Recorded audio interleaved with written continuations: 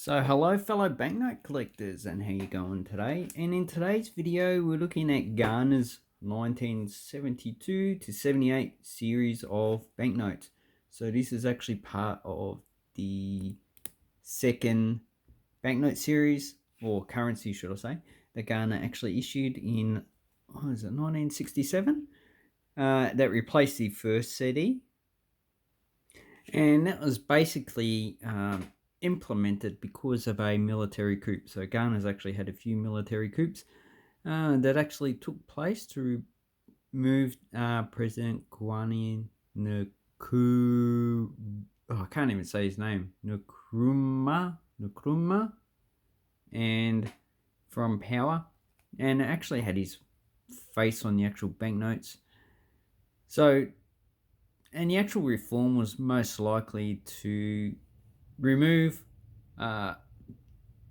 ill-gained currency from the actual banking system. So it was probably an anti-corruption measure. So this series does have the one city in blue, but I don't have that one. That one's one of the harder ones of this series to get. The easiest one is actually to get is the 10 cities, then the 2, and then the 5. So first of all, to actually get these in uncirculated grade, you're probably paying in between $10 to $20 per banknote. So this banknote series is a bit expensive for the Ghana currencies, or the banknotes that they actually issued. And the earlier ones, so the 1967 and the 1965, as well as the pound series, 1958, are actually a lot harder to get than these ones. So I actually got these about 30 years ago. So some time in the 90s, 25, 30 years ago. So I've had these banknotes actually quite a long time.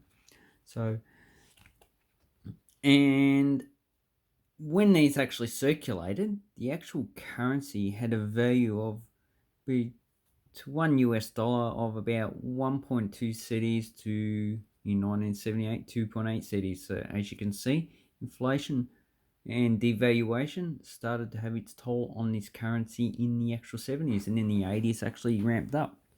So in 1979 there was actually a currency revaluation, so they actually changed these banknotes to a new banknote series. It didn't affect the coins actually still had the same value, as well as bank accounts, but I reckon that they probably would have tried to remove currency in the bank accounts.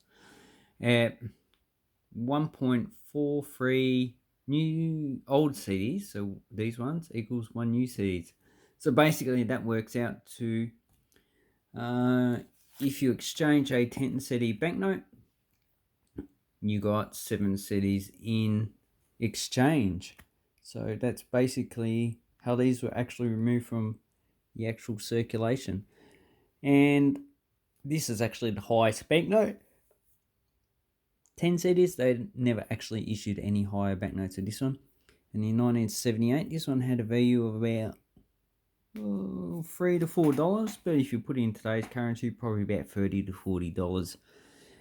So to actually keep these in uncirculated, you would have lost actual value from 1978. Even with inflation, you probably would have lost at least 75%, I would say, just in the actual banknote and what you can actually buy it for now.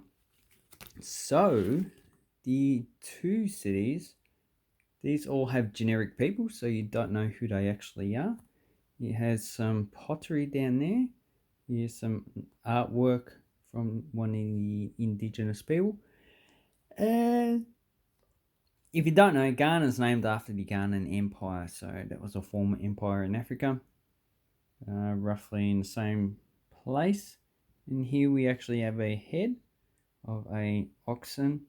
Looks pretty similar to the Malagasy coat of arms.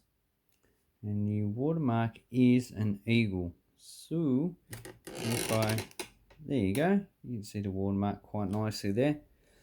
Has a central security thread, promise, legal tender, underpayment. Yeah, well, don't believe anything like that because Ghana actually demonetizes its banknotes. And on the back, we actually have some people harvesting, looks like wheat. So, could be millet or anything else. And it's actually quite a nice banknote. So, between $10 and $20 you'd be paying for that. Then on the 5 cities, as you can see, it's a woman with a large hat, most likely for farming. And sorry, I'm just looking at the catalogue, seeing what these. So this one was first issued in 1973 and last issued in 1978. And this is the 77 series, so 4th of July. You know what day that is if you're into American history. And all the security features are pretty much the same in all the actual banknotes. I actually quite like this banknote. And on the back, we actually have the Banga Mosque. So it's in traditional wood and mud architecture. And because it's actually mud, it's actually been the drier region, so up in the northern part of Ghana, which is dry, and the bottom half is usually tropical and moist. And it will get a lot less rain, so every year they probably have to reapply mud and paint just to protect the actual building. You can see here, looks like it actually had part of the actual building starting to fall off. So nice northern, looks like Fulani or some type of architecture. So you get these a lot in Mali as well. So that's actually quite nice. And then we have the 10 cities to the highest value. A guy smoking a pipe, not really that old. And this one is a prefix of Z. So let's have a look and see if the Z is actually the last prefix. And yes, it is. They all have I underneath. So that actually never changes with every year. And every banknote I've seen has had the I. So Z is the actual 1978. And from 1973-78, they actually never restarted the A to Z every year. So there's just A in 1973 and Z in 78. Just goes through the alphabet. And you get 10 million banknotes. So to actually be worth anything, you probably need it to be, I know, under 100,000. So you need 2 zeros in the actual front. So smoking the pipe, quite nice. And on the actual back, we actually have the Ekosombo Dam on the Volta Lake. So the Volta Lake's actually the largest lake in Ghana. And as you can see, it's a lot modern, with a lot of ancient features. So here you have a turtle in traditional artwork. It's actually quite nice banknote. So these ones are probably, if you want to actually get these in uncirculated, probably talking about $50, I would say. So they're not really an easy banknote to actually get. If you can get them for, I'd say under 20, you're actually doing a good job. But yeah, I actually have not seen any for $20. And the one cities, which I'm actually trying to get in uncirculated, it's actually a lot harder to get. The ones I've seen have actually been a bit expensive. So I really just passed up on them. Eventually I'll come across one for a good price. And then I'd actually have the actual lot. But then it would have taken me 30 years to actually get these banknotes as a set. So, my first video on Ghana banknotes. Didn't make any before. I actually don't have that many banknotes from Ghana. I'm actually going to start collecting a bit more. And I'd like to say thank you very much for watching my video. I'll leave a link down below to eBay. eBay is where I buy and sell. So I've really had not much problem with eBay. Probably the same amount of problems I've had with coin shops.